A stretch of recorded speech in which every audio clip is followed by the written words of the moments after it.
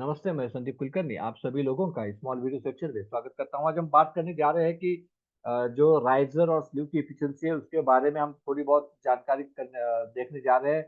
जो राइज़र्स है, जो सैंड राइज़र जिसे हम बोलते हैं, तो उसकी जो एफिशिएंसी है, वो स्लीव से कहीं ज़्यादा कम होती है। Normally sand riser is efficient about 30%। जो उसका वॉल्यूम हमने डिफाइन किया होता है, उसका 30% वॉल्यूम ही हमें बेसिकली फिटिंग के काम आता है। इसलिए सैंड राइजर्स एफिशिएंसी अराउंड 30%। जहाँ पर इंसुलेटिंग स्लीव की एफिशिएंसी बढ़ के 40% के करीब जाती है। The efficiency of exothermic sleeve will be around 50 to 60%, जहाँ पर इसमें हायर एल्यूमिना कंटेंट होता है, तो उसके वजह से वो मेटल को थोड़ा ज़्यादा हीट करता है। हीटिंग पावर उसकी बढ़ जाती है, जिसके वजह से उसकी जो एफिशिएंसी है वो 50 से 60% तक बढ़ जाती है। जबकि एचडी स्लीव यानी हाई डेंसिटी स्लीव जिसमें एल्यूमिना बहुत ज़्यादा होता है, तो उसमें ये जो एफिशिएंसी होती है, फीडिंग एफिशिएंसी है, वो अराउंड 60 टू 70% तक बढ़ जाती है। और वो बेसिकली स्पॉट फीडिंग करती है। छोटे स्लीव वो एजी स्लीव जो होते हैं वो छोटे होते हैं और वो स्पॉट फीडिंग के लिए बेसिकली इस्तेमाल होते हैं, तो उसकी एफिशिएंसी ज़्यादा से ज़्यादा 60 टू 70% रहती है।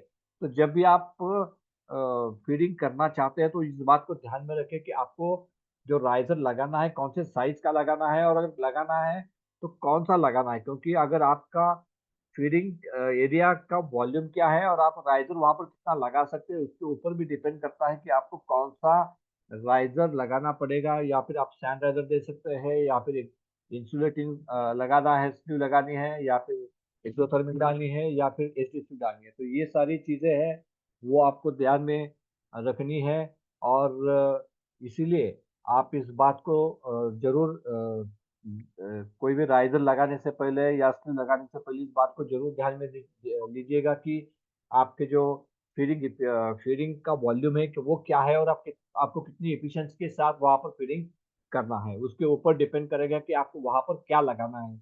या तो सैंड राइज़र लगाना है, एक्ज़ोथर्मिक या इंसुलेटिंग क्या लगाना है, उसके ऊपर डिपेंड करेगा। So one has to use type of feeder based on this data, considering the volume of the profile to be feed and efficiency of the feeder. तो मैंने आपको जैसे बताया कि 30% is the sand riser, 40% will be insulating sleeve, 50 to 60% will be exothermic sleeve, and around 70% will be the high density sleeve. तो इस बात को जरूर ध्यान में रखिएगा, और जब भी आप फीडर लगा देंगे तो इस बात को समझ के उस हिसाब से आपको जो फीडर या फिर जो स्लीव है, जो सैंड राइजर है, उसे चूज़ करना हो, उसका सिलेक्शन करना होगा। ये वीडियो आपको पसंद आया होगा, इस उम्मीद के साथ मैं इस वीडियो को खत्म करता हूँ। आपका बहुत-बहुत शुक्रिया। Thank you very much.